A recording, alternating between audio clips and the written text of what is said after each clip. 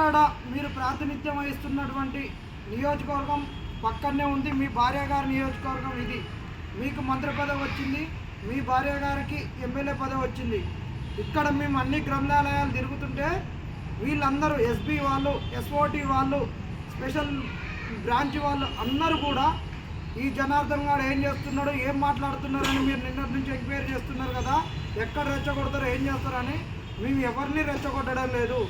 మా కడుపులో ఉన్న బాధ మా కన్నీటి కాదని చెప్పుకుంటున్నాం. ఇప్పుడు కోదాడ గ్రంథాలయంలో ఉన్నటువంటి మిత్రుడు మాట్లాడిన మాటలు విన్నారు కదా.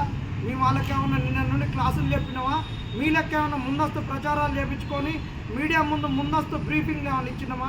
ఇవ్వలే. ఇది వాళ్ళ కడుపులో ఉన్నటువంటి బాధ కక్కుతున్నారు. దీనిని మీరు దృష్టిలో పెట్టుకోండి.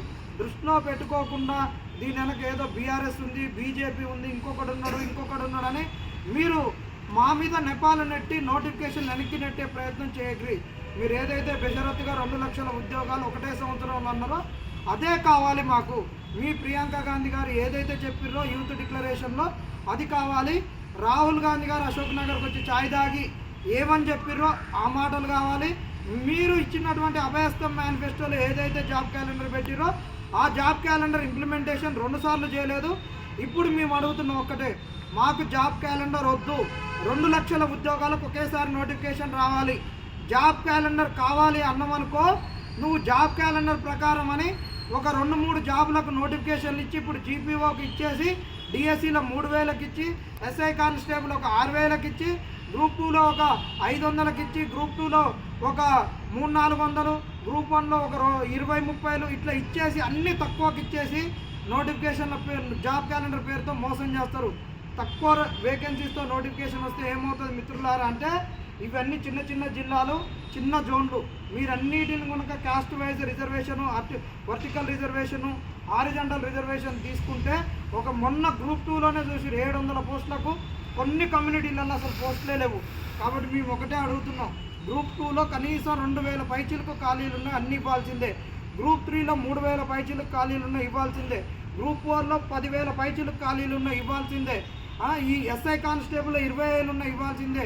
డిఎస్సి కాడికి వచ్చేసరికి 23,000 పాఠశాలలు ఉన్నాయి, పాఠశాలకు ఒకటి ఇచ్చిన మెగా డిఎస్సి అని 5,000 పోస్టులే ఇచ్చారు. మీరు ఇంకా 17,000 పోస్టులు ఎక్కడ పోయినా అన్నీ భారీ నోటిఫికేషన్స్ రావాల్సిందే, ఒకటేసారి ఇవ్వాలి. జాబ్ క్యాలెండర్ పేరుతోటి మీరు మోసం చేస్తే మాత్రం ఊరుకునేది లేదు. మాకు నోటిఫికేషన్లు ఇవ్వకుండా మీరు మున్సిపాలిటీకి అని ఎంపీటీసీ జెడ్పీటీసీలకు కానీ సర్పంచ్ ఎన్నికలకు కానీ నోటిఫికేషన్కి వెళ్తున్నారు. ఇదే ఉత్తమ్ కుమార్ రెడ్డి గారు ఎందుకు మాట్లాడడం లేరు? మీరు మంత్రిగా ఉండి మా నోటిఫికేషన్ల గురించి ఎన్నడన్నా మాట్లాడిర్రా? మీరు కానీ మీ భార్య కానీ 46 జీవో గురించి మాట్లాడిర్రా? ఈ కోదాడ, సూర్యాపేట, ఉమ్మడి నల్లగొండ జిల్లా పిల్లలే కదా మిమ్మల్ని 46 జీవో అని మిమ్మల్ని నెత్తికెత్తుకొని మీరు రాగానే 46 జీవో రద్దు అవుతుందని మిమ్మల్ని గెలిపించింది. ఈరోజు ఏ ఒక్కరు మాట్లాడట్లేదు. ఉత్తమ్ కుమార్ రెడ్డి గారు, మీరు ఎప్పుడు ఎవరు మాట్లాడినా నెక్స్ట్ సీఎం ఉత్తమ్ గారు అంటారు. మీకున్నటువంటి స్థాయి జిల్లా స్థాయి కాదు, రాష్ట్ర స్థాయి కాదు, జాతీయ స్థాయిలో మీకు పలుకుబడింది. కనీసం ఈ పిల్లలకు నోటిఫికేషన్లు ఎందుకు ఇప్పేయడం లేదు? మేము నార్త్ తెలంగాణకి వెళ్ళి చూసినాం, గ్రంథాలయాలు చాలా బ్రహ్మాండంగా ఉన్నాయి. కనీసం ఇక్కడ కూర్చుంటందుకు కుర్చీలు లేవు, మంచినీళ్ళు లేవు, అక్కడనైతే భోజనాలు కూడా పెడుతున్నారు. ఇక్కడ ఏ వసతులు లేవు. మీరు మంత్రిగా ఉండి విద్యను ఎందుకు నిర్లక్ష్యం చేస్తున్నారు? తక్షణమే మీరు ఈ గ్రంథాలయాన్ని పట్టించుకొని వీళ్లకు మౌలిక సదుపాయాలు కల్పించాలి. మధ్యాహ్న భోజన వసతులు కూడా కల్పించాలి. 24 గంటలు లైబ్రరీ ఉంచాలి. 24 గంటలు CCTV ఫుటేజ్లు అన్నీ ఉండాలి. ఇక్కడ వైఫై ఉండాలి. అన్నీ ఆధునికతతో కూడినటువంటి ఒక లైబ్రరీని మీరు 6 నెలల్లో ఏర్పాటు చేయాలి. మీకు కావాల్సిన అన్ని ఏర్పాటు చేసుకుంటారు. కాబట్టి మీరు గృహశాఖ అన్నీ మీ దగ్గర ఉన్నాయి. ఇన్ఫ్రాస్ట్రక్చర్ మీరు కావాలంటే చేయొచ్చు. మేము ఈ జిల్లా వాసులం కాబట్టి మీకు ప్రత్యేకంగా ఈ డిమాండ్ను కూడా కోదాడ నుంచి మీకు వినిపిస్తున్నాం. మీరు కనుక చేయలేదనుకో, నోటిఫికేషన్లకు అతీతంగా ఈ గ్రంథాలయ వసతుల గురించి కూడా మీ క్యాంపు కార్యాలయాన్ని, పద్మావతి క్యాంపు కార్యాలయాన్ని కూడా ముట్టడించడం జరుగుతుంది. నిరుద్యోగులారా, ఖచ్చితంగా ఈ జూన్ 20వ తారీఖున నిర్వహించేటటువంటి సభకు మీరందరూ రావాలి. ఆడవాళ్ళు, అక్క చెల్లెళ్ళు, మీకు ఫ్రీ బస్ ఉంది కాబట్టి దయచేసి మీరందరూ రావండి. దీన్ని విజయవంతం చేసుకుందాం. విడుదల చేయాలి నోటిఫికేషన్లను వెంటనే, విడుదల చేయాలి నోటిఫికేషన్లను వెంటనే. జోహార్ తెలంగాణ విద్యార్థి అమరవీరులకు, జోహార్ తెలంగాణ విద్యార్థి అమరవీరులకు. జై తెలంగాణ, జై తెలంగాణ, జై తెలంగాణ, జై తెలంగాణ.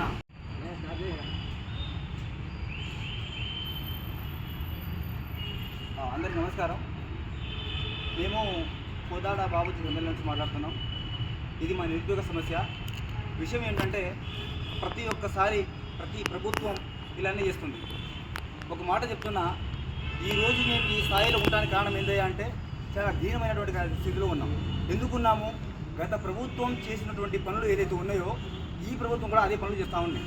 అంటే నమ్మించి గొంతు కోసే రకం అన్నమాట. ఏ విధంగా అంటే గత ప్రభుత్వం చేసిన పనులు ఉద్యోగాలు ఇప్పిస్తామని చెప్పేసి ఉద్యోగాలు అన్నీ ఎటువంటి దారులు పోయినా కూడా ఎటువంటి సంబంధం లేకుండా ఈ రాజకీయ ధోరణిలో వెళ్ళి మా నిరుద్యోగులు మోసం చేస్తూ ఉన్నారు. ఈ ప్రభుత్వం కూడా అదే దారిలో నడుస్తూ ఉంది. గత ప్రభుత్వం ఏం చేసింది అంటే తెలంగాణ రాష్ట్రంలో ఉన్నటువంటి నిరుద్యోగులు ఎవరైతే ఉన్నారో వాళ్ళందరూ ప్రాణత్యాగం చేసి తెలంగాణ రాష్ట్రం తెచ్చుకున్నారు. కానీ ఆ గత ప్రభుత్వం ఆ ప్రాణత్యాగం చేసిన వాళ్ళని అడ్వాంటేజ్గా తీసుకొని తెలంగాణ రాష్ట్రం తెచ్చుకొని మాకు పోస్టులు ఇప్పిస్తా అని చెప్పేసి ఎటువంటి నోటిఫికేషన్ లేకుండా చేసింది. ఓకే, అదే ప్రభుత్వం మళ్ళీ ఈ ప్రభుత్వం వచ్చి టీఆర్ఎస్ ప్రభుత్వం చేసినటువంటి పనులు ఏదైతే ఉన్నాయో అదే ప్రభుత్వం ఈ ప్రభుత్వం కూడా చేస్తుంది. ఎందుకు చేస్తుంది? టీఆర్ఎస్ ప్రభుత్వం ఎందుకు ఓడిపోయింది అంటే తెలంగాణ రాష్ట్రంలో ఉన్నటువంటి 30 నుండి 40 లక్షల మంది నిరుద్యోగులు వాళ్ళ ఇళ్లలోకి వెళ్ళి మరి అమ్మా మీరు కాంగ్రెస్ పార్టీ ఓటు వేయండి, మాకు నోటిఫికేషన్ వస్తుంది, అయ్యా మీరు కాంగ్రెస్ పార్టీ ఓటు వేయండి, మాకు జాబులు వస్తాయని చెప్పేసి మేము మా తల్లిదండ్రులకు మోటివేషన్ చేసి మరి వాళ్ళ ఇళ్లకు చూడండి మరి మా అందరినీ మోటివేషన్ చేసి ఓటు వేయించినాం. దేనికోసం చూపించినాం? మాకు ఉద్యోగాలు వస్తాయని చెప్పేసి చేపించినాం. కానీ ఈ ప్రభుత్వం ఇప్పుడు మాకు ఎటువంటి నోటిఫికేషన్ లేకుండా ఎటువంటి ఇంటిమేషన్ లేకుండా చేస్తూ ఉంది. దాదాపుగా 2 సంవత్సరాలు 3 సంవత్సరాల నుంచి ఇదే ధర్నాలు ఇదే రాస్తారోకోలు చేస్తూ ఉన్నాం. కాబట్టి ఇప్పుడు సహించేది లేదు. ఈ ప్రభుత్వం ఖచ్చితంగా మాకు మొన్న మేము డిఎస్సి గురించి గ్రూప్స్ గురించి మేము కేసులు పెడతా ఉన్నాం. మా డిఎస్సి గురించి కేసు పెట్టినాం. అది ఆ కేసు కోర్టు దాకా వెళ్ళి మాకు సంబంధం లేదు, మీరు రాజకీయ నాయకులతో మాట్లాడుకోండి, ప్రభుత్వంతో మాట్లాడుకోండి అని చెప్పేసి చెప్పింది. అంటే ఇక్కడ నిరుద్యోగులు మోసపోతున్నారు. రాజకీయ నాయకులు చాలామంది కార్లలో వెళ్ళి మరి ఏసీ రూమ్లో పోయి పడుకుంటున్నారు. కానీ మా నిరుద్యోగుల సమస్య ఏమాత్రం పట్టించుకోవట్లేదు.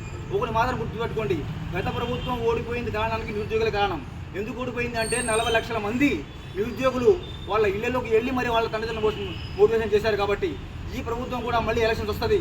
నేను చెప్తున్నా, తెలంగాణ రాష్ట్రంలో ఉన్నటువంటి 100 నుండి 120 గ్రంథాలయాలు ఏవైతే ఉన్నాయో ఆ గ్రంథాలయాల స్టూడెంట్లు ఉస్మానియా క్యాంపస్, కాకతీయ యూనివర్సిటీ ప్రతి ఒక్కరు రాస్తారోకోలు చేపడతాం, ధర్నాలు చేపడతాం.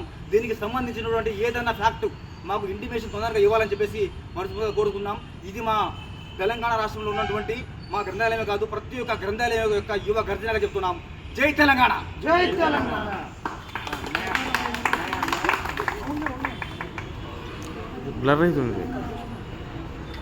వరకు ఎన్నికల వరకు మీరు ఇట్టనే మోసం చేస్తారు. కాబట్టి మీరు చెప్పినట్టు 1 సంవత్సరంలో 2 లక్షల ఉద్యోగాలు, సంవత్సరంన్నర కాలం అయిపోయింది. ఇక ఉన్న కాలంలో ఖచ్చితంగా 2 లక్షల ఉద్యోగాలకు ఏకకాలంలో నోటిఫికేషన్లు రావాలి. ఏకకాలంలో నోటిఫికేషన్లు వచ్చినాకనే స్థానిక సంస్థల ఎన్నికలకు నోటిఫికేషన్లు ఇవ్వాలి. ఇవి ఇవ్వకుండా వాటికి పోతే ఎంపీటీసీ జడ్పీటీసీలకు ఒక 3 నెలలు, సర్పంచీలకు ఒక 2 నెలలు పడుతుంది. మీరు ఇచ్చేటటువంటి దశల వారీగా ఎన్నికలు. ఈరోజు ఎంపీటీసీ జడ్పీటీసీలకు మీరు ఫస్ట్ ఇచ్చి ఎవడైతే సర్పంచ్గా పోటీ చేయాలనుకుంటున్నారో మీరందరూ ఫస్ట్ జడ్పీటీసీలను ఎంపీటీసీలను గెలిపించండి, మీకు టికెట్లు ఇస్తాం, వాళ్ళు మిమ్మల్ని గెలిపిస్తారు అనుకుంటున్నారు. మా విషయాలను పక్కన పెడుతున్నారు. మీరు ఎంతసేపటికి రైతు బంధు అని దాని చుట్టే తిరుగుతున్నారు. కానీ మా నిరుద్యోగ భృతి ఏది? మా ఉద్యోగాలయ్యి మాకు బకాయి పడ్డటువంటి 16 నెలల నిరుద్యోగ భృతి దాదాపు 70,000 మా నిరుద్యోగ భృతి ఎప్పుడు ఇస్తావు? ఎస్ఐ వాళ్లకు, పోలీస్ డిపార్ట్మెంట్ వాళ్ళకు సరెండర్స్ ఇస్తున్నాం. ఉద్యోగాలలో ఉన్నోళ్ళకి అందరికీ కూడా డిఎల్ ఇస్తున్నాం. మా నిరుద్యోగ భృతి కూడా ఇవ్వాల్సిందే. రైతులనే మబ్బ పెట్టి రైతులు ఉంటే చాలు మాకు ఊళ్ళల్లో అన్ని సమస్యలు తీరుతాయి నువ్వు అనుకుంటున్నావు కదా. స్థానిక సంస్థలలో వీళ్ళు పనిచేయదు అనుకుంటున్నావు కదా. మా పని ఎట్ట పనిచేయదో మేము చేసి చూపిస్తాం. నిరుద్యోగులారా, దయచేసి వీళ్ళు కనుక నోటిఫికేషన్ ఇవ్వకుండా స్థానిక సంస్థల ఎన్నికలకు పోతే మాత్రం ప్రతి ఊర్లలో ఇలాంటి పోస్టర్లు మీరు అంటించండి. ఎవరు కేసులు పెట్టరు, ఏమి చేయరు. ఎందుకంటే ఇది ఇందిరమ్మ రాజ్యం అన్నారు, రాజ్యాంగాన్ని గౌరవించేటటువంటి పార్టీ కాంగ్రెస్ అన్నారు. వీళ్ళు నిజంగా రాజ్యాంగాన్ని గౌరవిస్తారా, ప్రజాస్వామ్యాన్ని గౌరవిస్తారా తేలాలి. నిరుద్యోగుల అండగా ఉండేటటువంటి నిరుద్యోగ ప్రభుత్వం అని నిరుద్యోగులను నట్టేట ముంచిన ప్రభుత్వం అనేది తేలింది. ఇంకా కనుక వీళ్ళు కేసులు పెడితే ఊపుకునేదే లేదు, ఉపేక్షించేదే లేదు. ఈ సమయం పోతే మాత్రం ఇంకా మళ్ళీ సమయం రాదు. మీరు లైబ్రరీలో ఉండి చదువుకుంటాం, ఎవరో వస్తారు, ఏదో అవుతుంది. ఆడ హైదరాబాద్లో ఉన్నోడు ఓడో ఒకటి కొట్లాడతాడు, అశోక్ సారో వాడో వీడో ఇంకొకటి నిరుద్యోగులు వీళ్ళందరూ కొట్లాడుతున్నారు. కానీ మీరు అనుకోవచ్చు, కానీ పట్టతిప్పలకు వాని కష్టానికి వాడే రావాలి. ఎన్నికలప్పుడు వాడే వస్తాడు, వాడు బజ్జీలు వేస్తాడు, చిన్నపిల్లలై కడ్రాయర్లు తీసేసి డైపర్లు వేస్తాడు, అన్నీ చేస్తాడు. మన ఉద్యోగ నోటిఫికేషన్లకు మనం వచ్చి వాళ్ళని ఎదిరిస్తేనే వస్తుంది. కాబట్టి జూన్ 20న తలపెట్టినటువంటి ఈ నిరుద్యోగ విద్యార్థి మహాగర్జనకు ఈ సభకు ప్రతి ఒక్కరు రావాలి. ముఖ్యంగా ఆడవాళ్ళకు మీకు ఫ్రీ బస్సులు ఉన్నాయమ్మా, మీరు రావాలి. మీరు రాకుండా ఉంటే మాత్రం ఈ సభ సక్సెస్ కాలేదనుకో వీళ్ళు దీన్ని అలసుగా తీసుకొని నోటిఫికేషన్లు వేయడానికి వెనుకోకపోతారు. కేసులుగా వేయంగా పర్మిషన్ వస్తుంది. మీరు తప్పకుండా రావాలి, ప్రతి ఒక్కరు రావాలి. వస్తేనే ఈ నోటిఫికేషన్లు ఈ నెల చివరి వరకు 100% ఇవ్వడానికి ఉంది. మన యొక్క యాత్రను చూసి ఇప్పటికే ప్రభుత్వంలో ఒక చలనం వచ్చింది, ఒక చర్చ జరిగింది. కాబట్టి ప్రతి ఒక్కరు రావాలి. ఖమ్మం జిల్లా మంత్రి పొంగులేటి గారు లేస్తే మీరు లీకులు ఇస్తున్నారు. ఏమంటున్నారంటే రేపో మాపో 10 రోజులలో స్థానిక సంస్థల నోటిఫికేషన్ అని మీరు చెప్తున్నారు. ఇదే ఖమ్మం జిల్లా నుంచి ఈ అసెంబ్లీకి టీఆర్ఎస్ వాళ్ళను ఒక్కళ్ళను కూడా నేను అడుగు తొక్కనియను, గేటు ముట్టనియనని నువ్వు చెప్పినప్పుడు నీకు అండగా దండగా నిలిచినటువంటి వాళ్ళు కేవలం నిరుద్యోగులే. నీ పార్టీలో ఉన్నటువంటి వాళ్ళు, నీ ఎమ్మటి ఉన్నటువంటి వాళ్ళు నీకు ఎన్నుపోటు పొడిచి పక్కకు పోతే నువ్వు ఇచ్చినటువంటి వాగ్దానానికి కట్టుబడి సీనన్న మా అన్న అనే ఉద్దేశంతో ప్రతి ఒక్కరు వచ్చి నీ మాటని గెలిపిస్తే ఈరోజు మా నోటిఫికేషన్ను తుంగలో తొక్కి నీ కాంగ్రెస్ వాళ్లకు, నీ రాజకీయ నిరుద్యోగులకు ఉద్యోగాలు ఇవ్వడానికి నోటిఫికేషన్లు వస్తున్నాయని చెప్తున్నావు.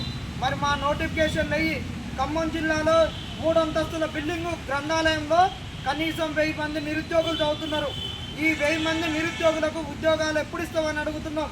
నువ్వే ఉన్నావు కదా ఇక్కడ ఉన్నటువంటి జీపీఓలో వాటన్నిటి గురించి ఎక్కడ ఏం చెప్తున్నావు? ఒక నువ్వు మంత్రి స్థాయిలో ఉండి కనీసం మాకు ఉద్యోగాలు ఇవ్వాలనేటటువంటి ఆలోచన లేదు. ముఖ్యమంత్రి దగ్గర నువ్వు మాట్లాడట్లేదు. ఆ రోజు మాకు ముఖ్యమంత్రుల గారికి యాక్సెస్ లేదు. నన్ను గెలిపిస్తే నేను ముఖ్యమంత్రి కాదు, ఎవరి దగ్గరికైనా పోతా, ఢిల్లీ గద్దెలనైనా దింపి మీకు కావాల్సినటువంటి హామీలను నెరవేరుస్తానని చెప్పినటువంటి మీరు ఏం చేస్తున్నారు? ఇక్కడ ఉన్నటువంటి 2 మంత్రులు ఏం చేస్తున్నారు? మాకు ఉద్యోగాలు ఇవ్వకుండా మీరు చెప్పినట్టే ఆ రోజు జాబ్ క్యాలెండర్లో 2 లక్షల ఉద్యోగాలంటే మీకు ఓటేసినాం. మీరు ఒక్కరే కాదు, మీరు ఈ పార్టీలోకి రాకముందే ప్రియాంక గాంధీ గారు చెప్పినటువంటి యూత్ డిక్లరేషన్కు ఆశపడి ఓట్లేసినాం.